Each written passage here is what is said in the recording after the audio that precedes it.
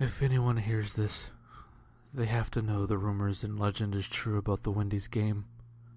It's all true, and I was dumb enough to try it. It all started when my friend Christopher came by one day to hang out.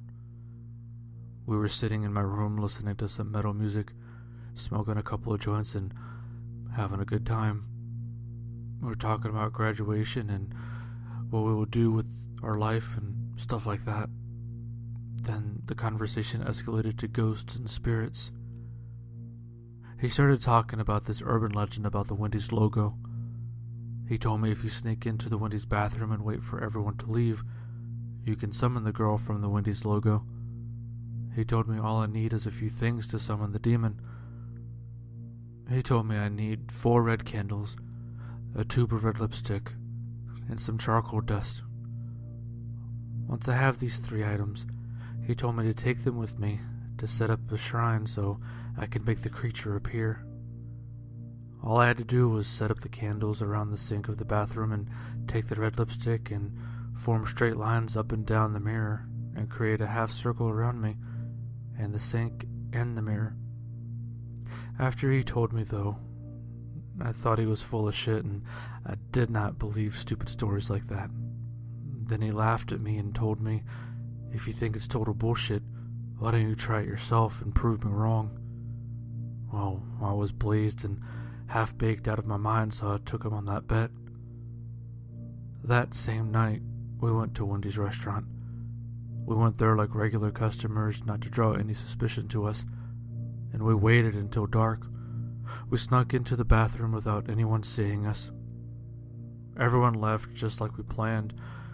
We had to make sure, though, or else it will not work. Once everyone was gone and we were the only ones there, we started to set up. We followed every detail of the legend. Once everything was set, there were a few more things that my friend Christopher told me I had to do. I had to light the candles counterclockwise and then turn out all the lights. And after all that is said and done, all I had to do was say her name 3 times. My friend Christopher was getting a little freaked out, so he told me I had to do this alone, and he will be waiting outside until I was done. I thought to myself, this was his idea. Shouldn't he be the one helping me with this instead of being a little chicken shit? But I told him go ahead and wait outside. And then I got started. I faced the mirror and I closed my eyes while standing in the circle. I said Wendy's name 3 times. After I was finished, before I opened my eyes, I heard a little girl's giggle. And that's when a lump in the back of my throat started to form. And there, right in front of me, was no longer my reflection but hers. The girl from the Wendy's logo, but something was off about her red pigtails. They appeared to be drenched and matted with blood. Her white porcelain skin was cracked and almost peeling away, and those eyes, soulless and pitch black. Her blue dress was all tattered and stained with dirt and blood. I was speechless. I cannot believe my eyes. Christopher was telling the truth for once. And this time, I wish he wasn't telling the truth. After looking eye to eye with this thing, it was almost a demented game of a staring contest. It began to speak, almost in a girl's voice, but more demonic. She asked me, "Why did you summon me here? What do you want to know?" I stood there frozen in fear for a minute, and then I began to speak. I asked her, "I can ask you anything at all?" She gave me a demonic smile and said, "Yes, anything your heart desires. What do you wish to know?" I asked her about my family and told her, "Is anyone going to die?" She tilted her head and said this to me. "Yes, someone will die. Is that all you want to know?" After she said that, I felt a cold chill run down my spine, and I felt something was pulling at my leg, but I cannot look away.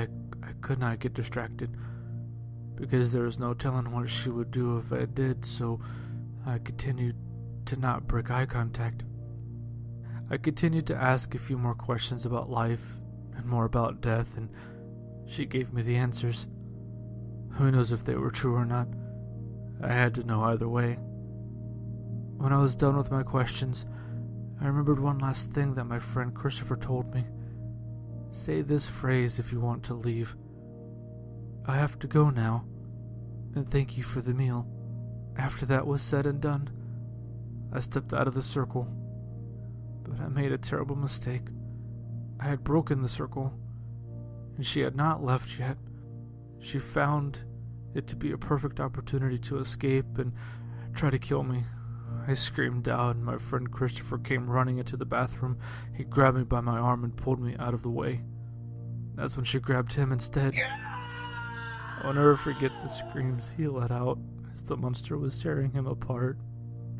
Dragging what was left of him into the mirror, I started to cry and scream at his name, but it was way too late. He was gone, along with Wendy. I was never the same after that night, losing one of my best friends in the world to a monster. Christopher's parents were convinced that he had ran away, but I cannot come clean and tell them the truth, for they would not believe me. So I kept it to myself. I am older now, and I have children of my own. One of our favorite things to do as a family is to tell urban legends. But the one I refuse to tell them is Wendy's game, so they would not make the same stupid mistake like me and bring that creature back. That warning goes out to everyone. Don't mess with forces you know nothing about, because it will kill you if you do.